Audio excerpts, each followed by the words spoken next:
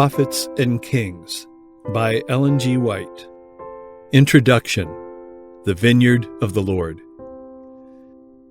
It was for the purpose of bringing the best gifts of heaven to all the peoples of earth that God called Abraham out from his idolatrous kindred and bade him dwell in the land of Canaan. I will make of thee a great nation, he said, and I will bless thee and make thy name great, and thou shalt be a blessing. Genesis 12, verse 2. It was a high honor to which Abraham was called, that of being the father of the people who for centuries were to be the guardians and preservers of the truth of God to the world, the people through whom all the nations of the earth should be blessed in the advent of the promised Messiah. Men had well nigh lost the knowledge of the true God. Their minds were darkened by idolatry. For the divine statutes, which are holy and just and good, men were endeavoring to substitute laws in harmony with the purposes of their own cruel, selfish hearts. Yet God in His mercy did not blot them out of existence. He purposed to give them opportunity for becoming acquainted with Him through His church. He designed that the principles revealed through His people should be the means of restoring the moral image of God in man. God's law must be exalted, His authority maintained, and to the house of Israel was given this great and noble work. God separated them from the world, that He might commit to them a sacred trust. He made them the depositaries of His law, and He purposed through them to preserve among men the knowledge of Himself. Thus the light of heaven was to shine out to a world enshrouded in darkness, and a voice was to be heard appealing to all peoples to turn from idolatry to serve the living God. With great power and with a mighty hand, God brought His chosen people out of the land of Egypt. Exodus 32, verse 11. He sent Moses His servant, and Aaron whom He had chosen. They showed His signs among them and wonders in the land of Ham. He rebuked the Red Sea also, and it was dried up. So He led them through the depths. Psalm 105, verses 26 and 27, 106, verse 9. He rescued them from their servile state, that He might bring them to a good land, a land which in His providence He had prepared for them as a refuge from their enemies.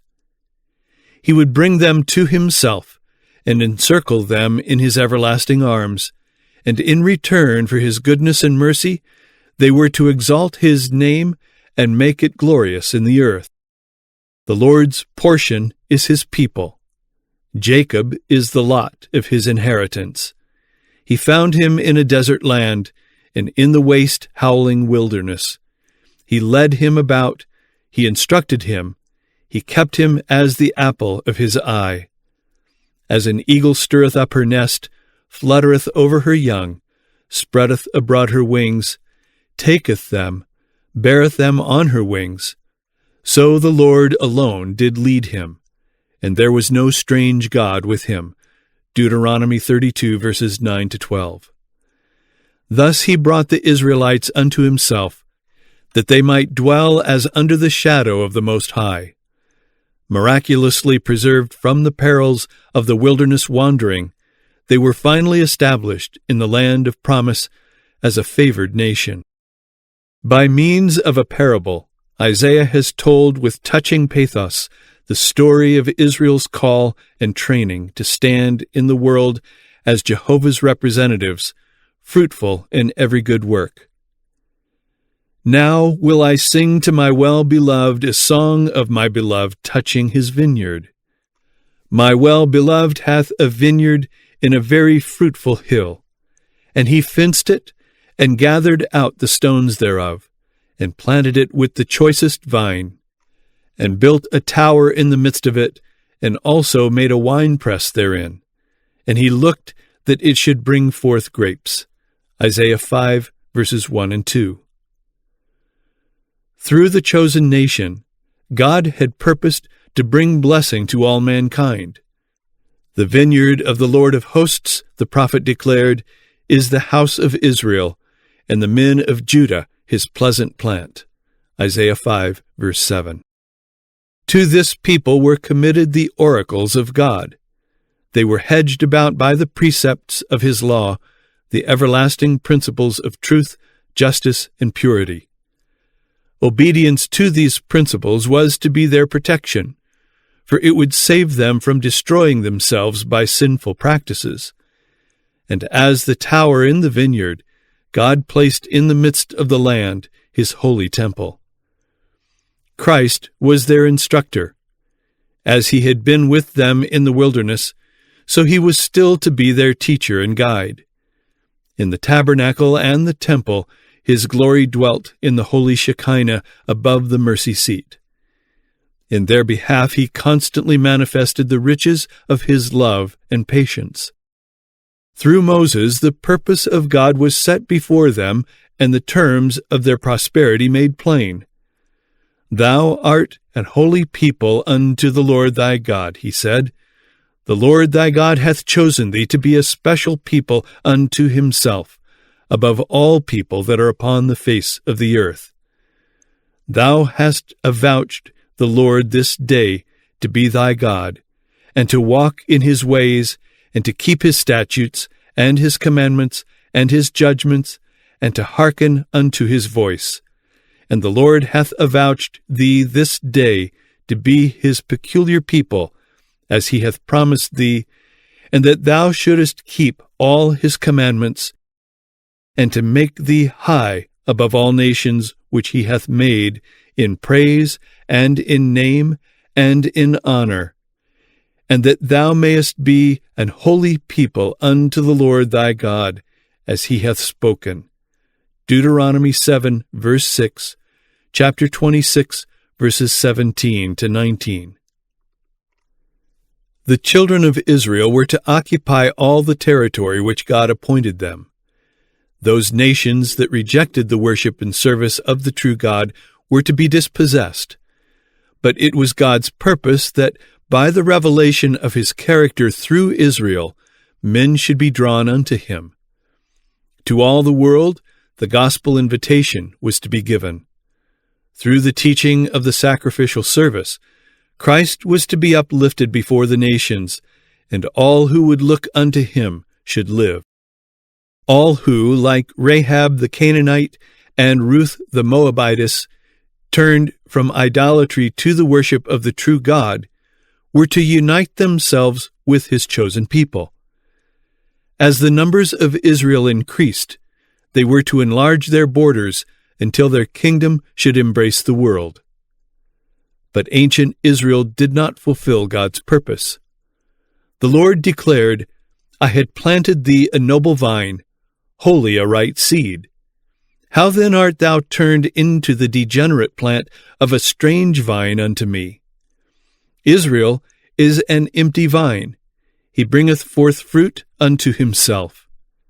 And now, O inhabitants of Jerusalem, and men of Judah, judge, I pray you, betwixt me and my vineyard. What could have been done more to my vineyard that I have not done in it? Wherefore, when I looked that it should bring forth grapes, brought it forth wild grapes? And now go to, I will tell you what I will do to my vineyard. I will take away the hedge thereof, and it shall be eaten up, and break down the wall thereof, and it shall be trodden down. And I will lay it waste, it shall not be pruned nor digged, but there shall come up briars and thorns. I will also command the clouds that they rain no rain upon it. For he looked for judgment, but behold oppression, for righteousness, but behold a cry. Jeremiah 2 verse 21, Hosea 10 verse 1, Isaiah 5 verses 3 to 7. The Lord had through Moses set before his people the result of unfaithfulness. By refusing to keep his covenant, they would cut themselves off from the life of God, and his blessing could not come upon them. At times these warnings were heeded, and rich blessings were bestowed upon the Jewish nation, and through them upon surrounding peoples. But more often in their history, they forgot God and lost sight of their high privilege as his representatives. They robbed him of the service he required of them, and they robbed their fellow men of religious guidance and a holy example. They desired to appropriate to themselves the fruits of the vineyard over which they had been made stewards. Their covetousness and greed caused them to be despised even by the heathen. Thus the Gentile world was given occasion to misinterpret the character of God and the laws of his kingdom. With a father's heart, God bore with his people. He pleaded with them by mercies given and mercies withdrawn. Patiently he set their sins before them, and in forbearance waited for their acknowledgment. Prophets and messengers were sent to urge his claim upon the husbandman, but instead of being welcomed, these men of discernment and spiritual power were treated as enemies. The husbandmen persecuted and killed them. God sent still other messengers, but they received the same treatment as the first, only that the husbandmen showed still more determined hatred. The withdrawal of divine favor during the period of the exile led many to repentance, yet after their return to the land of promise, the Jewish people repeated the mistakes of former generations and brought themselves into political conflict with surrounding nations. The prophets whom God sent to correct the prevailing evils were received with the same suspicion and scorn that had been accorded the messengers of earlier times. And thus, from century to century, the keepers of the vineyard added to their guilt. The goodly vine planted by the divine husbandman upon the hills of Palestine was despised by the men of Israel, and was finally cast over the vineyard wall. They bruised it and trampled it under their feet, and hoped that they had destroyed it forever. The husbandman removed the vine and concealed it from their sight. Again he planted it, but on the other side of the wall, and in such a manner that the stalk was no longer visible. The branches hung over the wall, and grafts might be joined to it, but the stem itself was placed beyond the power of men to reach or harm. Of special value to God's church on earth today, the keepers of his vineyard, are the messages of counsel and admonition given through the prophets who have made plain his eternal purpose in behalf of mankind. In the teachings of the prophets, his love for the lost race and his plan for their salvation are clearly revealed.